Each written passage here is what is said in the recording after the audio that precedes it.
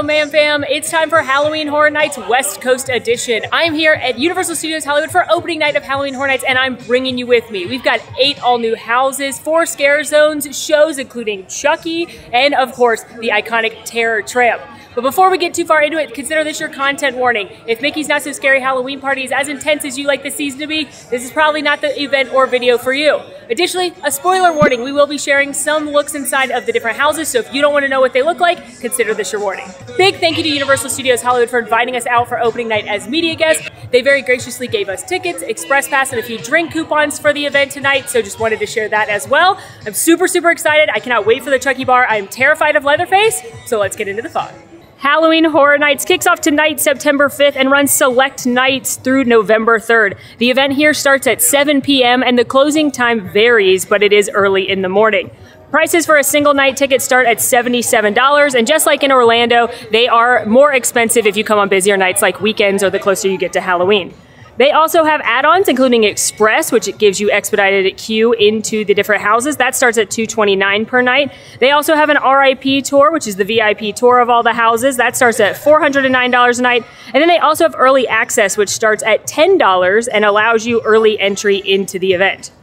Last year was my first year going to Halloween Horror Nights on this coast, and I had a great time, not only comparing the houses that are the same on both coasts, but checking out the exclusives that they have here, as well as the Terror Tram. So super excited to be back again, and that's enough yapping. Let's get to the event. All right, y'all, we kicked things off with a little welcome reception at the Weekend Nightmare Trilogy Bar. That was graciously hosted by Universal. I'm gonna go back at night because I feel like the vibes are gonna be better, but tried some snacks, tried some drinks. We're gonna get to more food in a little bit. For now, let's kick off the houses, and keeping with the theme, we are headed into the Weekend Nightmare Trilogy. Now, if you went to Halloween Horror Nights on either coast a few years ago, you may remember that they had a house inspired by musician The Weeknd. Now, if you're wondering what The Weeknd has to do with Halloween Horror Nights, it's based on 3 of his albums: After Hours, Dawn FM, and the just announced Hurry Up Tomorrow. The albums and the house is loosely based on Dante's Inferno, the 14th century Italian poem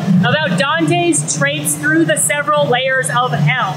And The Weeknd and John Murdy, who's the creative director here for Halloween Horror Nights in Hollywood, work together to kind of make different chapters that go with the different themes of that story: Inferno, Purgatory, and then Paradise. And when you go through the house, you're supposed to be going through The Weeknd's life and seeing things from his point of view. So I guess I'm about to be a pop star and see what that's like, but like nightmare version, I guess.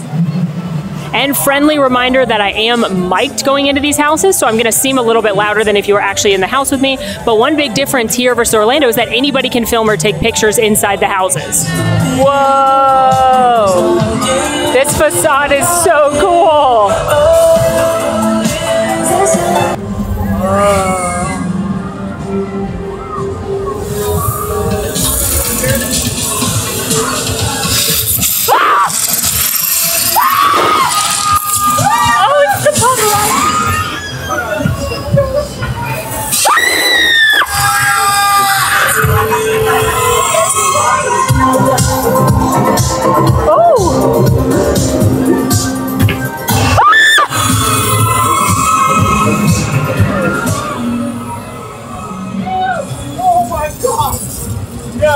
So dark, so dark, it's so dark.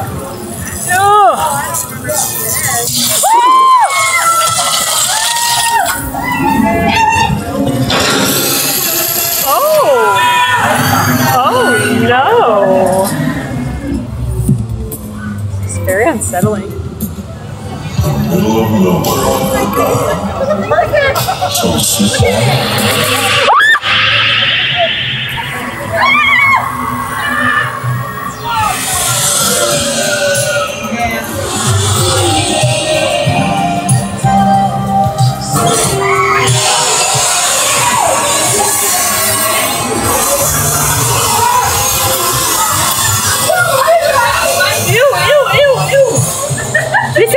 Parts. Oh, the baby. Oh, this is disorienting. Oh no. Oh, I hate it.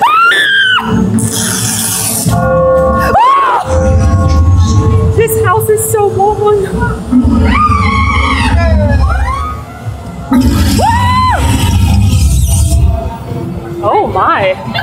Oh my God, it's so dark. Oh my God, where do I go? This is a nightmare. This is a nightmare. Thank you.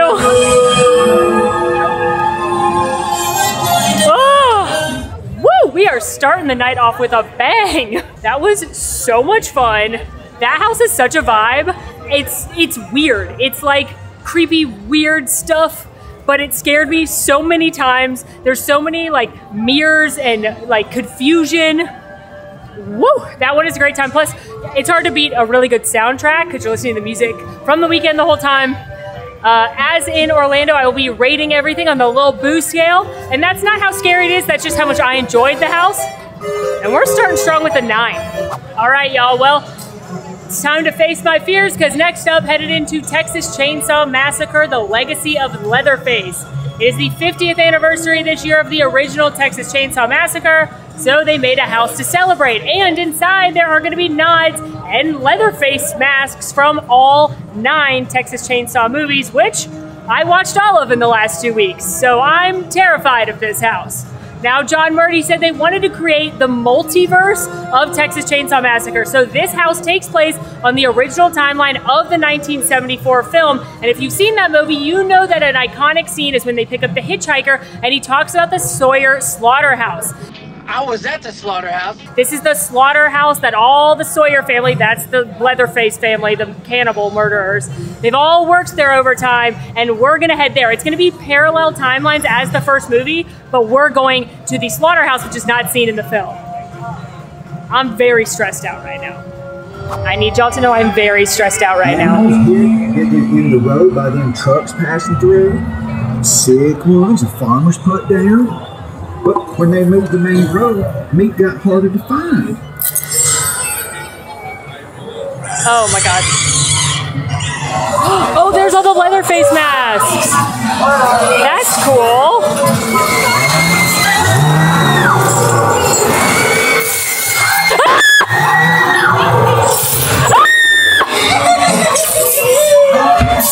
Leatherface, no!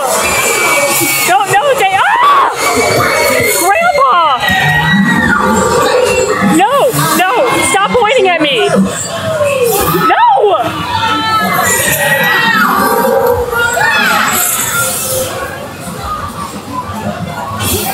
Oh my God, you're the hitchhiker! Oh my God! You're so close! I hate you! No! No, thank you!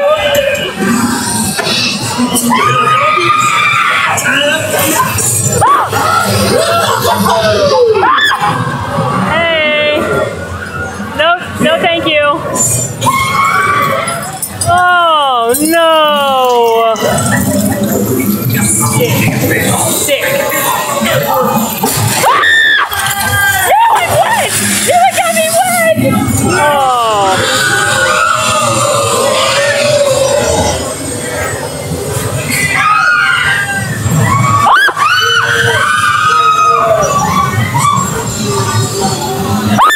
Oh my God, oh sick, oh sick, oh sick. Get me out of here. It smells horrible in here.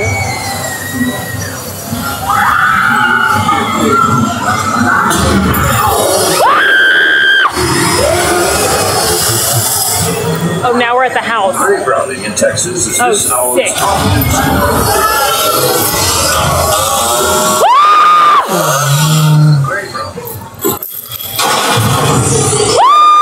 Most bizarre crimes in the annals of America. Oh my God, it's so dark.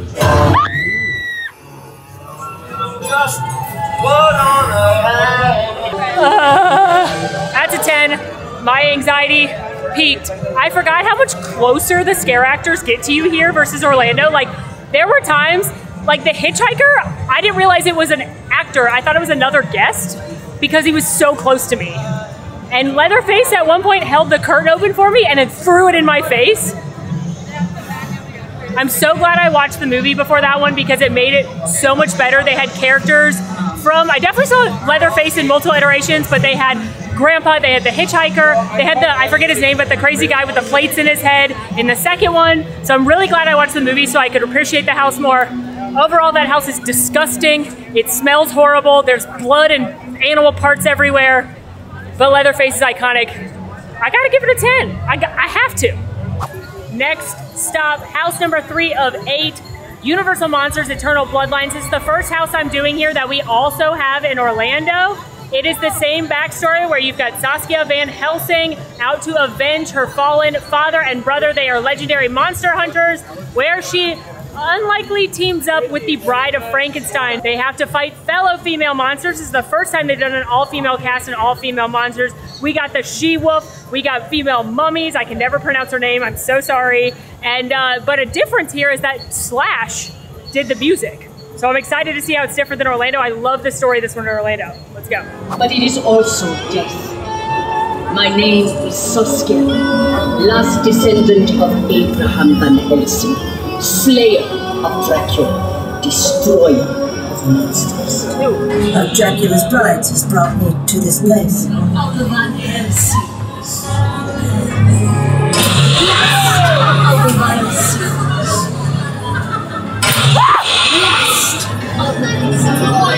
Hey Saskia! I will dope. Ladies!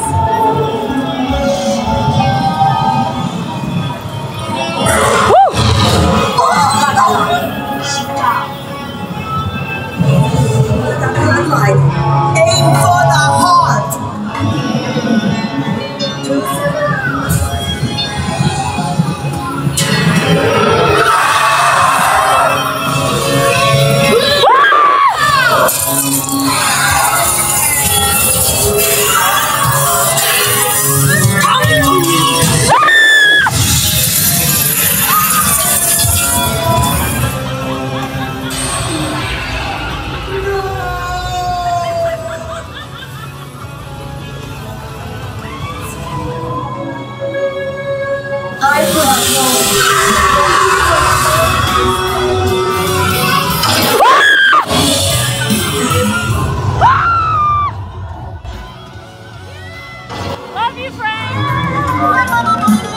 Universal Monsters Eternal Bloodlines, check. I love that story. I love that it's an all-female house. I love that we are highlighting these lady monsters that don't normally get highlighted, but Orlando did it better. I think it really benefited from the fact that in Orlando the set pieces can be bigger and grander. I will say this one, it's a lot easier to understand the story because they kind of narrate what's going on for you, versus the Orlando one, you either need to have listened to the podcast or watched our video or something like that to understand what's going on, doing one of the unmasking tours and an RIP tour. I also think the Slash soundtrack was very cool. It was great to hear his sweet guitar, but sorry Slash, you have no place in the all-girl house. I like that Orlando was a female composer, and so, sorry Slash, this was not the house for you. The coolest thing about this house though, it's in the same soundstage where they shot the original Frankenstein decades and decades and decades ago, because we're in Hollywood, the home of the original Universal Monsters, so that's really cool. All that said, I think I'm giving Universal Monsters here a 7. Still a great story, but not as good as its counterpart. Next up, we are headed into the 4th house, about to be halfway through, and the last house down here on the lower lot. This is Dead Exposure Death Valley. Now this is slightly based on a similar house that they had in Halloween Horror Nights 28 out in Universal Orlando. But basically we are headed into a top secret government facility in the middle of Death Valley. Because according to creative director John Murdy, if you wanted to have a top secret government facility doing under the table projects, Death Valley is about the most inhospitable place to do that. And he said that when we walk in, we're gonna see the facility and we're not really gonna know what's inside. And this should inspire you to maybe create some conspiracy theories, which is a reference back to the Soviet era when everybody was making up conspiracy theories about what was going on with bombs and things like that. We're gonna find out what's inside.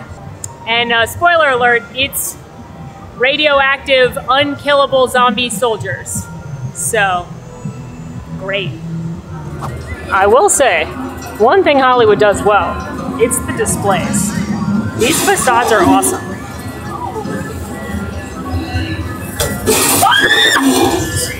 Jesus.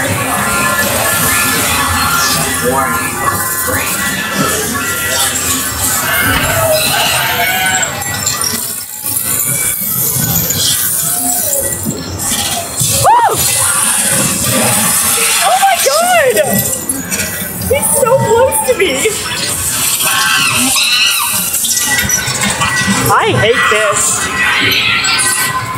Oh. Hello.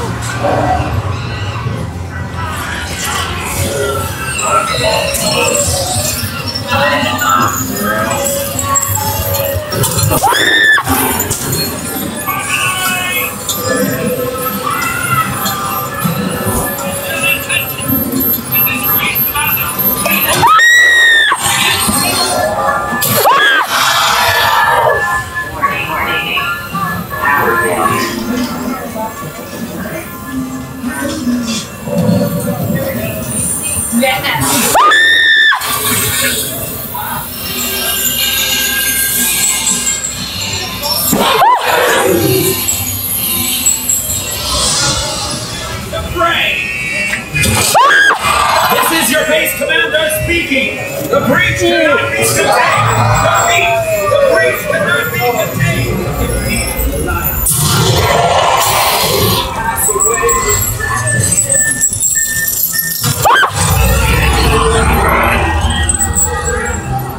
Well, I definitely got on that one many more times than I thought I would. Starting from the beginning all the way through, there were some really good scares in this house, and I just wasn't expecting it. I kind of thought this one would be like a campy zombie one, but it actually ended up being really fun. I thought the set pieces were really cool. I did not care for the monkey scene though, gotta say that. The chimps were probably the most graphic thing I've seen in a house. Like there's a dog in a Universal Orlando house that a lot of people don't like, and I found the chimps much worse than that. I'm not even gonna show you guys the worst parts of it. And there was one of the mannequin rooms where you know somebody's gonna move, and it was all these frozen hanging bodies, and then somebody came out of nowhere. Definitely didn't have super high expectations for this house based on the theme, but I loved it. I thought there were some really good scares, and zombies are just like classic Halloween spooks. Also, fun fact, the super soldier zombie theme comes from the current fear of AI. John Murdy said that he wanted to draw inspiration from everyone's fear of what AI could do and could it take over the world, and so that is what this inspiration is. I'm gonna give that one a 6.5. I definitely think it's scarier than Universal Monsters, but I like the story at Universal Monsters a lot more. But overall, I think a very good house. Made it back up to the upper lot. If you're not familiar with Universal Studios Hollywood, it's divided into an upper lot, which is where you've got Wizarding World of Harry Potter, the Studio Tram Tour, Springfield, and then you've got the lower lot, which is where you've got Jurassic World, Transformers, Revenge of the Mummy. And you have to ride these crazy 80s mall-style escalators literally through the Hollywood Hills to get through the park. No way. Electric stairs? So a lot of people try to figure out which way to start for Halloween Horror Nights. Do you start in the lower lot or the upper lot? If you're doing Scream early, I recommend getting down to the lower lot. But now we are going to do the iconic studio tour. If you come during the day, this is that 45-minute to an hour-long tour that takes you on the actual Universal backlot, where you get to see movie sets and props from iconic Universal movies and learn a little bit more about how they make them. It is so much fun, not just because there's a Jaws scene during the day, but it is a whole new kind of fun during Halloween Horror Nights because it becomes the Terror Tram, where they take you on a tram ride, tell you a little story, and then drop you off in the middle of essentially a very cool scare zone, actually on movie sets. It does not get much cooler than that. And this year's theme is Enter the Blumhouse. So I expect to see characters from Megan, The Black Phone, Freaky, The Purge, and I'm not gonna lie to you, I hate the Grabber a whole lot. So I'm not thrilled about that part of this. But here we go. Hi, I'm Megan. Want to hang out? Ah! This is the part where you run.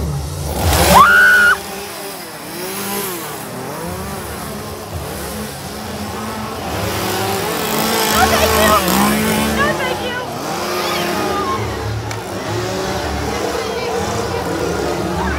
Hi, Megan!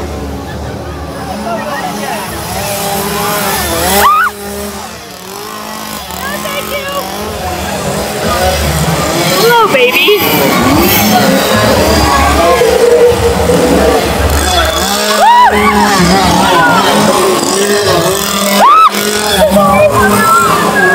It's my bestie.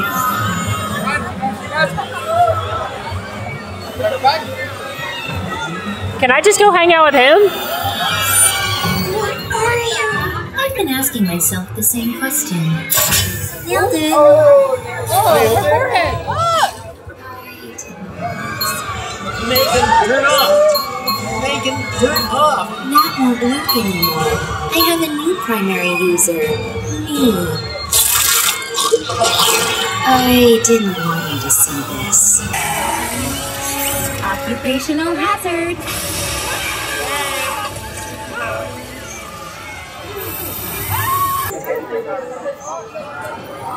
Oh!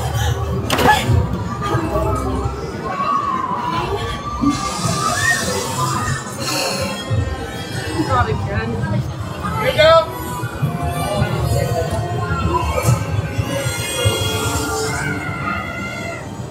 Hello, giant baby.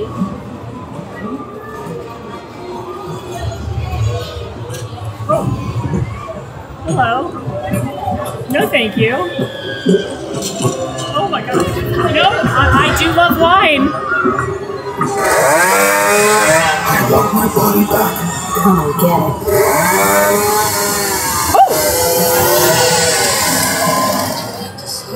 Oh my god, I'm stressed out about this one. Would you like to see a magic trick? Would you like to see a magic trick? You'll have to get through me! Hi, Grabber. Oh god. Oh, hello. Hi. Hang up the phone! He's sleeping. It's not scary. Oh, no! Oh my god!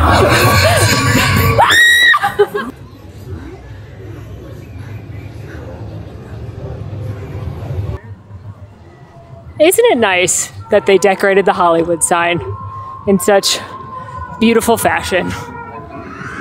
That's nice. One of the coolest parts of the Terror Tram is the fact that you can get a photo with Norman Bates, yes please, in front of the actual Psycho house used in the horror film classic.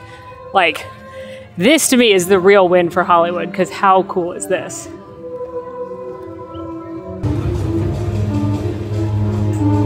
Hello, Mother. Hello, Norman. How are you? I'll just stand right here. Nice to meet you. And now the Purge. This is your emergency broadcast system. Hello. Oh my god.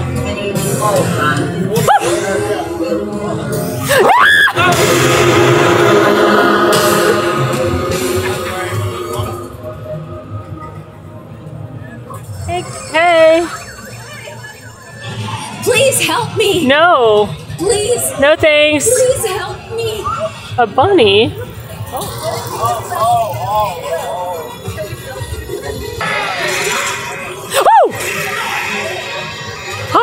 Hi, hello. All right, well, let's ignore. Hey, you look nice. Please don't kill me. I like your jammies. Let's ignore the nightmare for a second and just revel in how cool it is that we're literally on the War of the Worlds set. Hey girl! Oh yeah, you look nice. Like, I mean, we're on a Stevens. Oh, they decorated a little bunny. That's nice. But here's the thing: we're on the actual set. Hello. Oh, of War of the Worlds, and this is an actual airplane that Steven Spielberg purchased and destroyed for the movie, and that's the coolest part of this. Oh, Abe! Hello! Hi!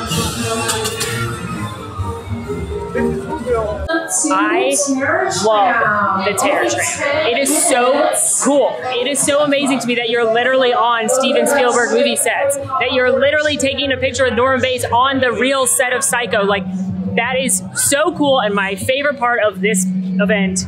And I really liked the theme this year. I wasn't crazy about the Megan, like where it was just kind of like vignettes, but once we got into Freaky and oh my gosh, the Grabber got me so good, and the Purge, it was really cool. I'm a little bummed we didn't get to go through the Nope set like last year, but maybe that's just for RIP or just not part of it this year. But overall, if you come to this event, do not skip the Terror Tram. And note, it closes earlier than the rest of the event, so take note of what time that is on the tip boards around the park and don't miss it. Passing by the Simpsons ride, which does remind me that there are a few attractions open during the event. They don't all stay open throughout the entire event, but at some point during the event, you've got the Simpsons ride, Jurassic World, both rides in Wizarding World of Harry Potter, which is Harry Potter and the Forbidden Journey and Flight of the Hippogriff, Revenge of the Mummy, and Transformers are all open, usually with low wait times during the event. I definitely don't prioritize rides just because I want to do all the Horror Nights specials, but if you do want to ride a ride, probably not going to be a long line. And if I was going to ride one of those rides, it would be Jurassic World, and yes, that is a water ride. And yes, that is me saying this, but that ride's awesome and it's really good at night. Now I think I'm headed into my first official scare zone here. It's called The Crowaning, featuring Moira Rose. My dear Murder, soon we will once more walk amongst the humans. But until that day comes, we must remember, the crows don't just have eyes. We also have wings. You may remember her from her work on Sunrise Bay. How dare you make me kill my father twice? In reality, it's called Murder of Crows with a Z, and it is about giant evil crows that want to eat you, and I'm obsessed with them. And there's a baby!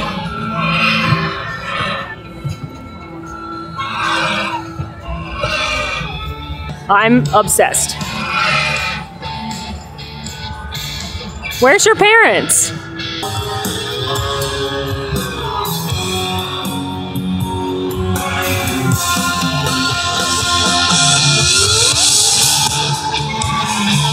Hello. You're very good at dancing. Goodbye. I love you. Hello, crows. Are we having a nice moment?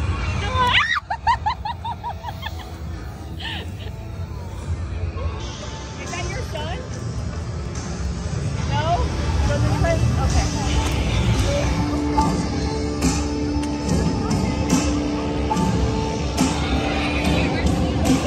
Are you gonna eat me?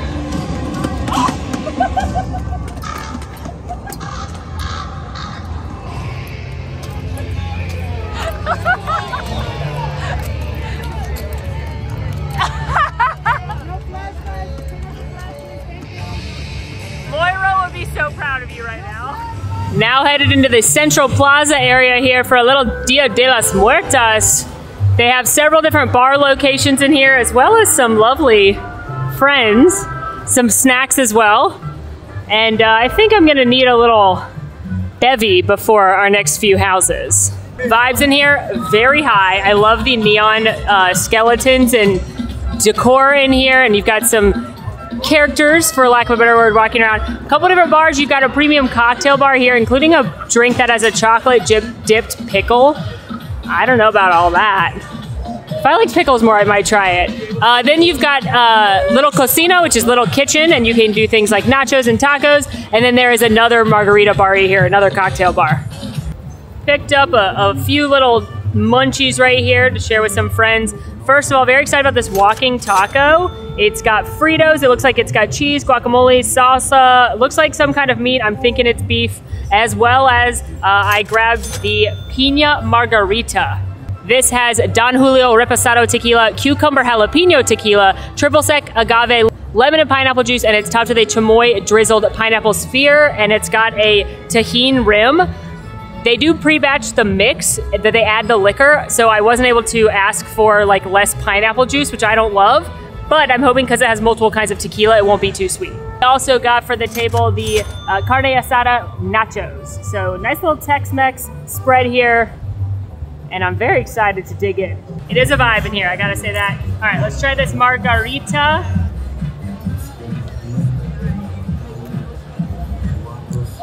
Ooh! All right, y'all, I'm gonna level with you. I know Theme Park World is expensive. This is a $25 margarita, but it's got nice tequila in it, and you can taste the nice tequila. I really like the cucumber jalapeno tequila. It's giving it just a little bit of a kick, and it's helping to balance out the sweetness of the juice. I'm glad there's lemon juice in here, though, to add a little tartness, too. I honestly don't taste a bunch of the pineapple. I mostly taste tartness from the lemon and a little bit of a zest from the jalapeno tequila and a little refreshment from the cucumber. That's honestly delightful. Get a bite of the walking taco now. Big portion, nice big bag, lots of toppings on here. You've got guacamole, you've got some kind of red salsa as well as pico de gallo, little queso, seasoned well. Flavor-wise, it's not super hot. There's not a bunch of spice, but it does taste like Tex-Mex. So you've got cumin and garlic, little bit of pepper in there. Overall, nothing extraordinary flavor-wise, but cooked well and a good shareable if you're walking around Horror Nights. And lastly, a nacho.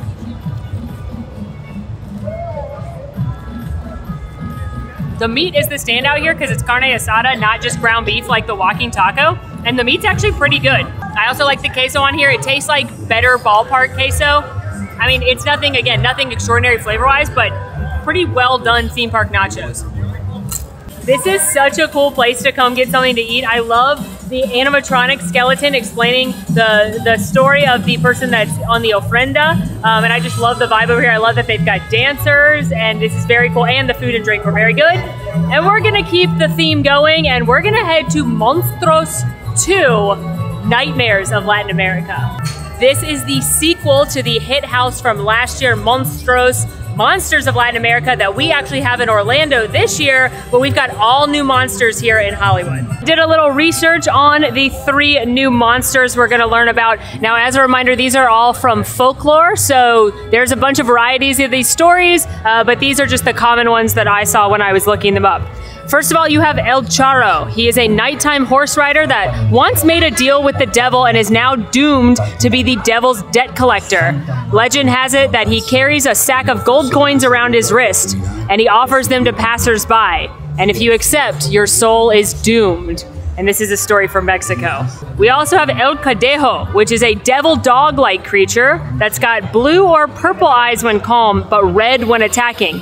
And there's actually 2 of these dogs. There's a white one that's good and protects people, and a black one that is bad and tries to lure you into bad decisions, and it does bad things like eat babies. And the legend says if you turn your back on it, it will cause insanity and your soul is lost forever. I read a bunch of different variations of this, but the most prominent one I saw was from El Salvador.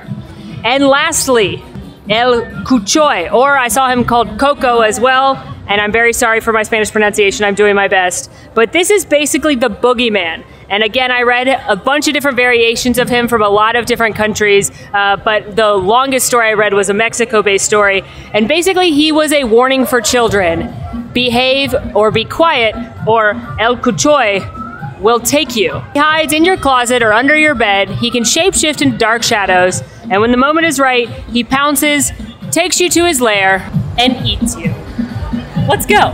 Hola, amigos míos. We have met before, no? Do you remember mi nombre? Muerte. The devil always Hate that.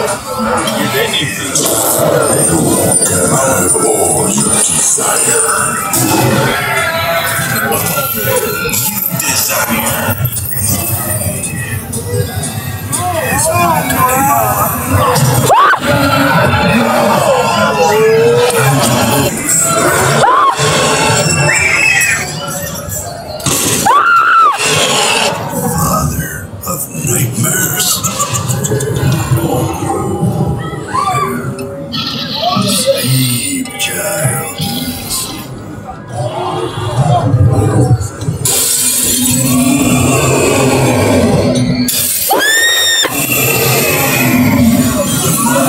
Oh my God.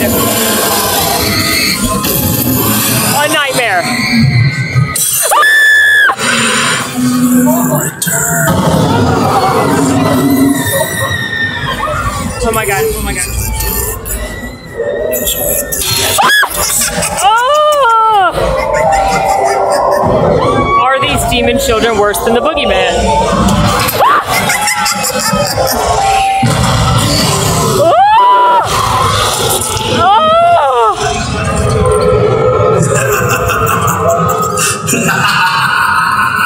And there's no time to catch your breath because you've been dumped out into the Luchadores Monstruos scare zone where, oh, hello.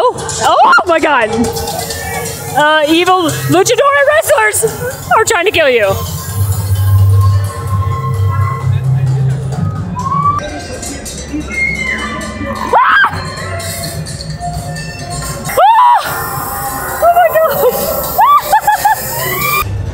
Hello, Wolfman. Oh, very impressive. Hi, Frank. How are you? You look great. I like your mask. Are you gonna win? I hope so. I'm rooting for you. Okay, we have found Frankenstein's monster, Wolfman, and the creature from the Black Lagoon all hiding in this scare zone as luchadores, which is awesome. This scare zone's really cool thematically. They get so close to you here. Yes. Oh, it's a nightmare. The Monstros houses, I tell you what, they are something else. The puppets are amazing. Those devil dogs were so scary. And the boogeyman's taken me, y'all, because I have a question. My friends from Mexico and other countries where this story was told of El Cuchoy El Coco, are you okay? Like, what a nightmare he is. There was a point where like they were whispering a nursery rhyme about go to sleep or he's gonna come eat you. Like, are you okay? Oh. That house, those houses are so cool. I love the puppets. I love the stories. I love that they're drawn on real folklore. Those houses are awesome. I don't think it's quite as good as the original. So I'm gonna give that one an 8.5. An excellent, excellent house. I got a couple times, not quite as many as a few other houses so far, but a very cool house with very cool puppets and set design and music. Very excellent. Excelente, I should say. Next up, we are getting a little quieter, headed into A Quiet Place. This is another one that we have in Orlando as well, so I'm excited to see the differences. It follows the first two movies. It joins the Abbott family as we try to keep quiet and survive the Angels of Death monsters. I definitely died in Orlando. Let's see what happens here.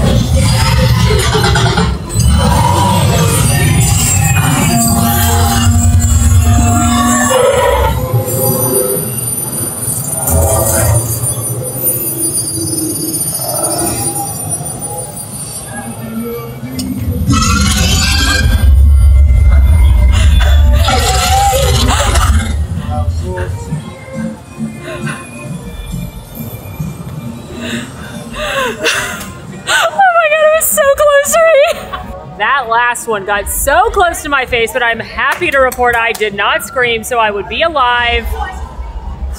All right, that story is so cool, adapted to a house. I think it's such a fun concept that everyone's trying to be quiet.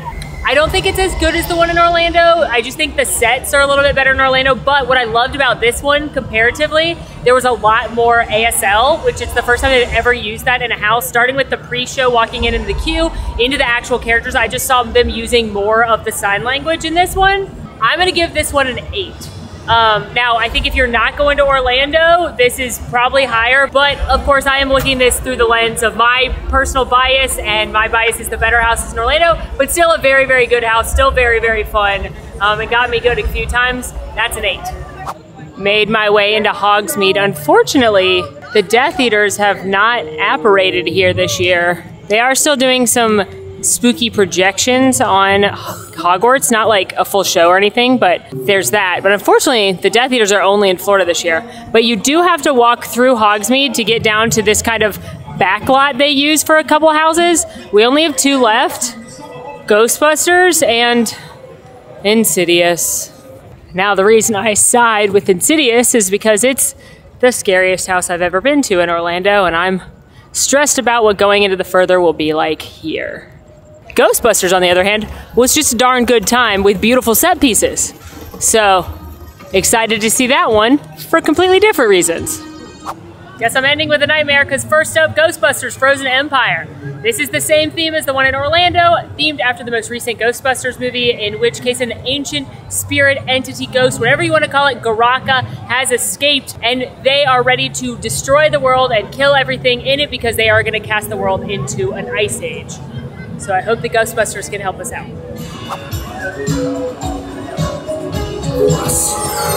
Whoa. The parables tell of an unimaginable evil commanding an army of ghosts.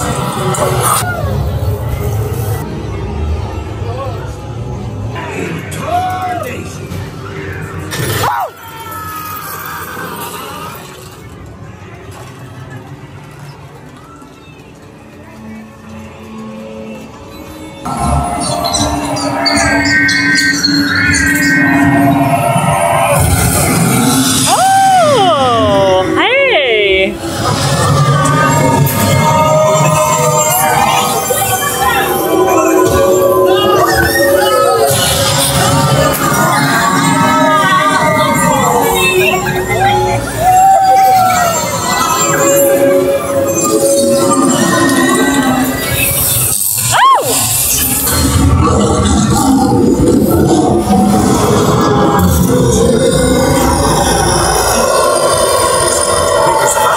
Your bones crack in the last.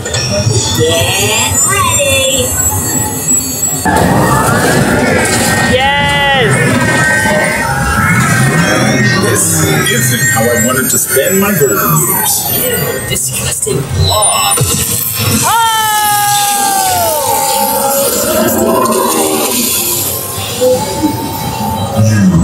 You got it, Phoebe. Fire Master. I'm gonna die! No, I am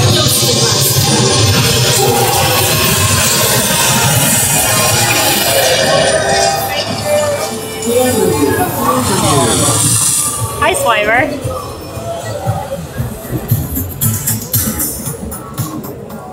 Unfortunately, Ghostbusters was my least favorite of the night. I don't know if I just had a bad run, but I feel as though it just was missing a lot of the cool effects of Orlando. Like the firehouse is much smaller, it wasn't snoping. The frozen Manhattan Society room is like hot here as opposed to them blasting the AC in Orlando. I think it is longer in Orlando. I didn't get scared, I don't think at all, which I got a couple times in Orlando, even though it's like the fun house. I'm giving it a 5. I think you should see it if you like Ghostbusters because there's some fan service with Slimer and some of the other characters. But yeah, that one was a letdown for me. So let's go see Demons, I guess. Well, it's time to go into the Further. And if it's anything like the one in Orlando, I'm gonna scream a lot. The facade is awesome, but I'm scared. This house uses monsters and scenes from all 5 Insidious movies, not in any particular order. It's not a story house like Ghostbusters is. It's just using the monsters and the lore from the films, including all your favorite demons, Redface, Keyface, my least favorite, the man who can't breathe, and the bride in black. As we head into the Further, which is the spiritual realm where the demons try and take your soul. I can already hear the song. I'm so stressed out. There's the stakes.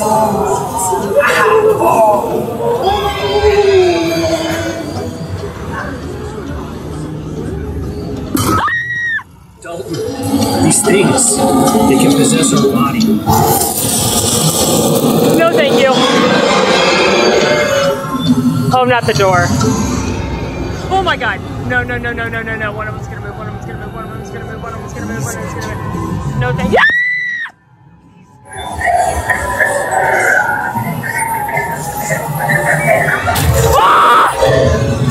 He's coming back for you.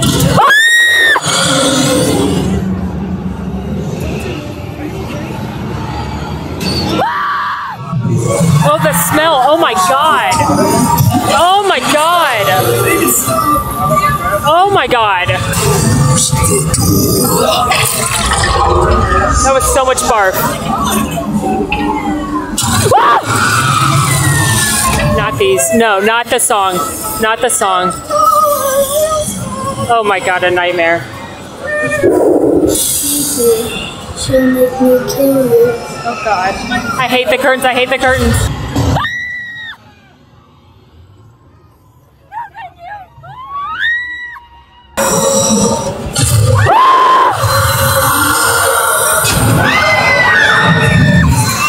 I hate Keyface so much. So many.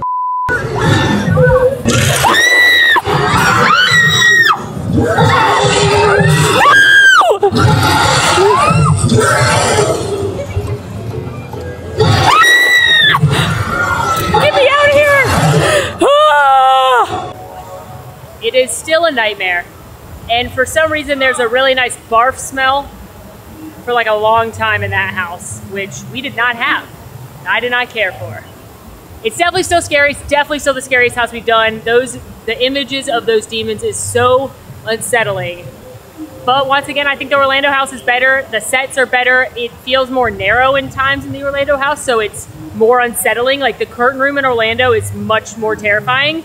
I'm gonna give it an 8 because it's still a very good house. It's still a very, very scary house, but I don't think it ranks as high as, again, some of the ones we don't have comparing it to Orlando. But it's definitely a must-do, and it is for sure the scariest one. I do miss the Death Eaters, but I'm digging the projections on Hogwarts. I wish they would do the whole Dark Arts show, but they're doing like pieces of it as you just walk by. Insidious completes all 8 of the houses. Still have 2 more scare zones to walk through, and then I'll do my ranking of both scare zones and houses. And there's also a talk show with everyone's favorite murder doll, Chucky, which I'm very excited about because I'm a big fan of Chucky, specifically his recent TV show, which I know is not everyone's favorite, but I find it delightful and kind of meta. And so apparently Late Night with Chucky is like a talk show, like Jimmy Fallon, but Chucky's the host. Actually, it's part of the show. They feature it sometimes in the TV show. So I'm excited to see it.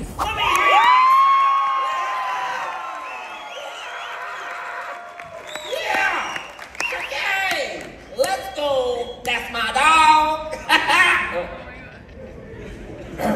Why, hello there, Jordan. Hello, Chucky. You know what? Can I just say you seem to be in a great mood tonight? Oh, I am. I got in a good solid kill a few minutes ago. Sure did. Just a little pick-me-up right before the show. Yeah, and you know, I meant to tell you, Rex, it's switching up the format of our show because of that incident, and we're going to be taking questions from the audience, which I think we should just jump right on in. I'm about to die. Okay. Kendrick or Drake? Oh. They not like us. All right. Drives you to actually commit your crimes.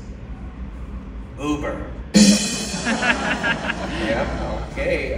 Let's get one more question in there. Chucky, what is your favorite weapon?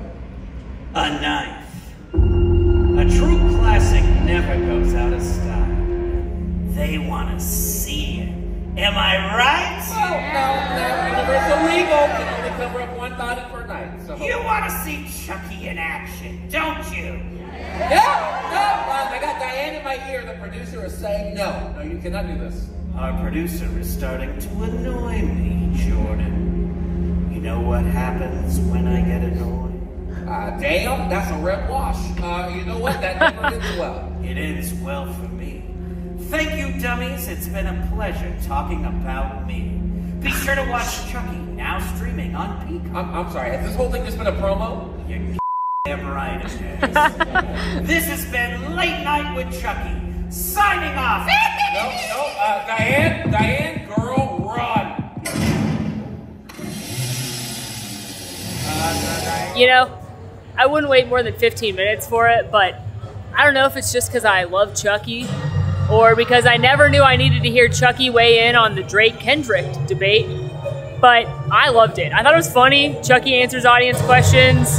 He's sassy and snarky and says things that you don't normally hear in a theme park. If you don't like Chucky, and definitely don't prioritize it over most of the houses, but I thought it was fun, and it was sitting in air conditioning, which is nice too. And now I am finding myself on the outskirts of Skull Lords, another scare zone, which is described as having a royal court of the undead where gothic kings and queens reign.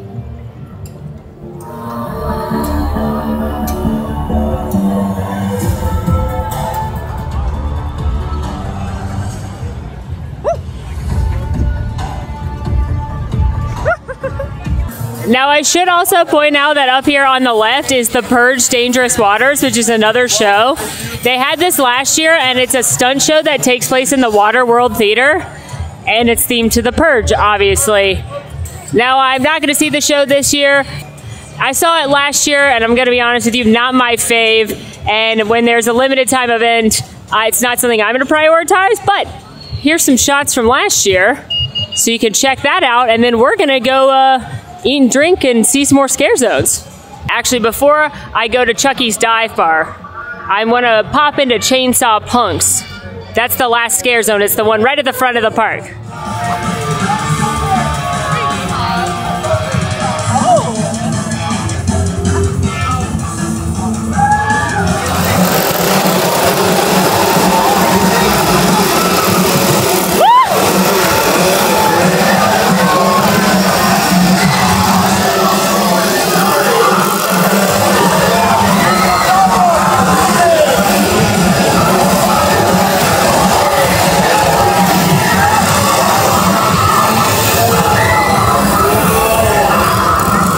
Some kind of chainsaw situation happening where not only the Chainsaw Punks came out, but a bunch of the characters from the Blumhouse came out with chainsaws. It was very exciting and chaotic, and they were just running around into the crowd. It was kind of a nightmare, but they did like a walkthrough thing. But unfortunately, while I was watching that, the Chucky bar closed. I didn't realize that all the bars closed 30 minutes before the event. That's my bad. I should have looked into that, which means I'm going to have to come back to the Chucky bar tomorrow. However, I will be back here tomorrow with a friend. We're going to get some more foods and houses and have some fun, and so I'm going to drop in some of that footage right here. First stop, Minion Cafe. This has gotten a spooky overlay, and it's available all day long, not just at Halloween Horror Nights. And you're going to see that the Minions have decorated for Halloween, like you've got Bob dressed like a ghost with his little teddy bear, and this Minion who's definitely trying to steal the moon. And inside they've got the Minion-themed popcorn bucket, as well as some spooky treats. First up, we tried the Monster Bob, which is Sprite, Fanta Orange, Blue Raspberry Syrup, and garnished with Minion eyes. This was incredibly sweet, which is not surprising given the description. It was not for me, as someone who doesn't like sweet drinks. It mostly tasted like Fanta and Blue Raspberry. Didn't really taste much of the Sprite, but this is cute and your kids are going to enjoy it. Also tried the Evil Mac and Cheese, which is macaroni and cheese topped with flamin' hot Takis. This was actually very, very good. I like cavatappi pasta as the noodle choice here. It was really creamy macaroni and cheese, and then I liked the little bit of crunch and heat from the Takis on top. I also got this very cute boxed water, which is not Halloween themed, but they plant trees for every time you post the carton, so I was gonna post the carton because it's got all the Minions on it anyway. Hello, Frankenbob! You're so cute! Oh, stop. Yes, I love you. You brought your teddy bear? Of course he did. Yes, Gotta have his Franken steady. Spooky. I love it so much. Can you dance? Yeah, I dance. Oh, yeah. You are just the cutest thing I've ever seen. Isn't he? Next up, Leatherface's Barbecue, which is definitely the place you want to get barbecue because I'm sure it's all really actual animal meat. I did get to try the ribs at the media event and they were pretty good. However, I didn't feel like a hot bucket of meat right now, so I instead went for the Grandpa's Porch Pounder. This is vodka, mezcal, passion fruit puree, Sprite, citrus sour, and grenadine with bloody bone candy because Grandpa is the best killer in the family. This was pretty good, thanks to the mezcal, which has a smoky flavor and balanced out the sweetness from the passion fruit and grenadine and Sprite. I couldn't really taste too much of the passion fruit initially until I stirred it up, but overall it was a pretty solid and I'd say strong pre-mixed cocktail. Throughout my following escapades, we made multiple stops at the Weekend Nightmare Trilogy bar. This is the bar over Jurassic World that Stranger Things was at last year, and they're bumping tunes from The Weekend. They've got those creepy gummy heart candies, some fun costumes, and it's mostly just a vibe up here. Throughout the weekend, I was able to try everything on the menu, starting this night with the Is There Someone Else? This is vodka, blue curacao, lime juice, Sprite, and it has a gummy eyeball inside, as well as the Glow Cube, and the non-alcoholic specialty drink, the Out of Time, which is Coca-Cola raspberry, ginger syrup, and strawberry heart jellies. The Out of Time tasted like flavored Coke. I wish I could taste more of the ginger flavor, and it was a fun, albeit expensive, non-alcoholic specialty drink. The Is There Someone Else, I think, is the best of the 3 different mixed drinks. Could taste the vodka and couldn't really taste the blue curacao, so it mostly kind of tasted like a vodka Sprite with a fun twist. At the media event, I also tried the How Do I Make You Love Me, which is a rum and passion fruit drink. I didn't really care for this one. It was way too sweet because it also had peach syrup, as well as the Too Late, which is a tequila and raspberry drink that came garnished with a syringe filled with grenadine, and this is how that went.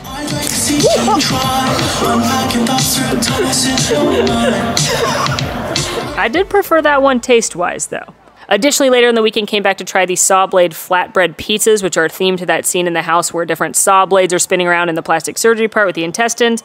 There's a short rib one that's topped with braised short rib, mozzarella cheese, mushroom, spicy tomato sauce, and a ranch drizzle, as well as a vegetarian one, which has mushroom, mozzarella cheese, roasted tomato, green pepper, crispy onions, and that spicy tomato sauce again. The short rib one was pretty good. The short rib wasn't dry. I do wish the crust was a little bit firmer. It was a little bit on the floppier side, and I could have used a little bit more heat from the spicy tomato sauce. I actually preferred the mushroom one because of the crispy onions on top, and also that crust was a little bit more well done. It tasted like a zhuzhed up Supreme pizza. Neither one are going to be the most amazing theme park food you ever eat, but they're pretty good if you want something savory and you're having fun at the weekend bar. I also made it back to the Chucky Die bar, because you can see the V's falling off there, where there's a couple different specialty cocktails all themed to Chucky, and I really like the ambiance in there. I liked the fountain full of blood, the what I assume is a real Chucky doll because it's behind glass who's actually shaking up the cocktails, Chucky's silhouette on the wall. And for the cocktails, my friend and I tried the Cult of Chucky, which was spicy tamarind vodka, strawberry syrup, lemon juice, and club soda, garnished with a Tajín chamoy rim and chamoy gummy bears, and the Friend Till the End, which was tequila, Sprite, blue curacao, lime juice, orange popping pearls with an orange sugar rim, and a rainbow lollipop. That is one of the sweetest cocktails I've ever had in a theme park. It tastes like blue curacao and sugar. This is definitely not for me, but if you like sweet cocktails, it's a fun one to look at. I'd much prefer the Cult of Chucky thanks to the spicy vodka. It actually had a little bit of heat, kind of reminded me of a spicy margarita in a sense because that chamoy as well. Loved the strawberry and lemon juice. This was definitely the least sweet option and probably my favorite of the cocktails I tried at the whole event. Also stopped by City Snacks, which is across from A Quiet Place, because this is where you can get the Creepy Cola, which is Coke or Coke Zero with cherry syrup and creepy crawly gummies on top, as well as the Bride's Cookie, which is a basic cookie designed to look like the Bride of Frankenstein's hair. I should highlight that I couldn't find a table at this point, so I was forced to have a little trash can table time. It's trash can table time. Spooky edition while at Halloween Horror Nights. The Creepy Cola was fine. It tasted like cherry Coke, which is pretty good, and I like the garnish of the creepy little crawlies on top. Definitely a fun drink that you can get all day long if you've got someone that wants to participate in Halloween that doesn't drink. Now for the Bride's Cookie, I was actually pleasantly surprised by this. It was real chocolate on top and it made me sneeze, and it was not as soft as what I think of an actual black and white cookie that's supposed to be in New York, which is what this is based on, but it was softer than I expected. Very simple dessert, not as fun as some other things, but definitely a cute and simple shareable treat. Thanks, Future Molly. I should also note that 2 fan favorites from Florida have made their way here. You've got the Stay Puft Marshmallow S'more from Ghostbusters. It's down at Studio Scoops in the lower lot. I will say it sold out very early tonight, so if you want that, you're gonna have to get it quick, but it's the same thing. It's the same s'more that we have over in Florida. Additionally, the Quiet Place Eclair with the nail, as well as the chowder, has also made it here. The nail is a little bit different than ours, but it's the same chowder. It's basically the same dessert, and I'm glad both of those are here too, because that's a lot of fun.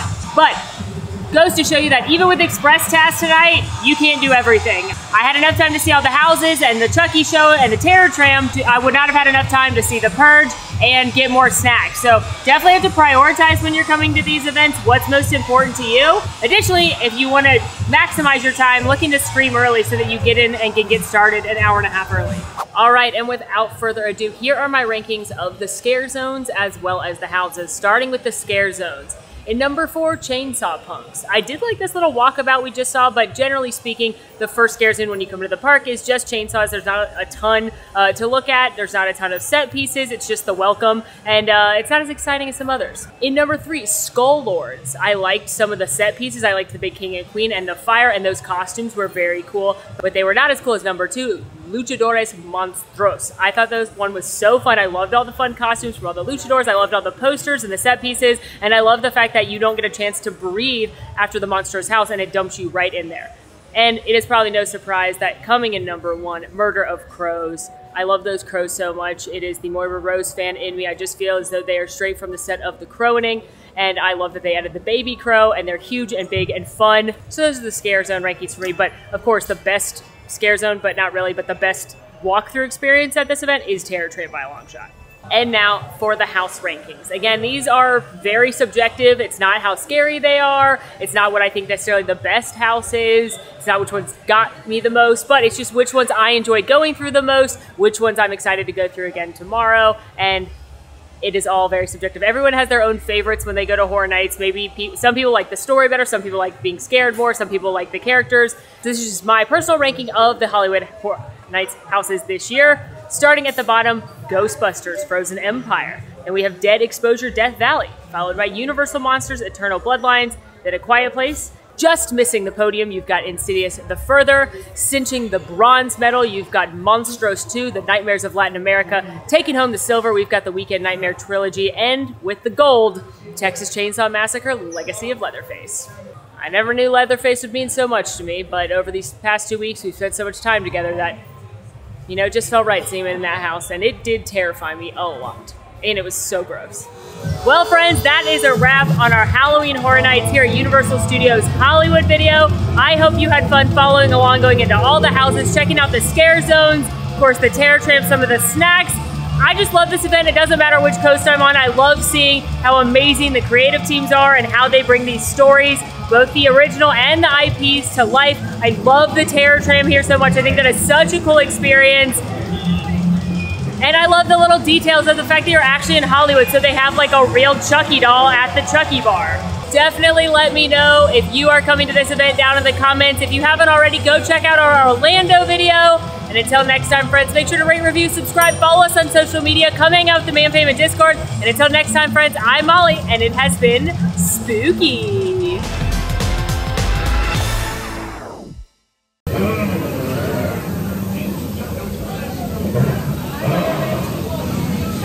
No, I'm good, thank you. No, it's good.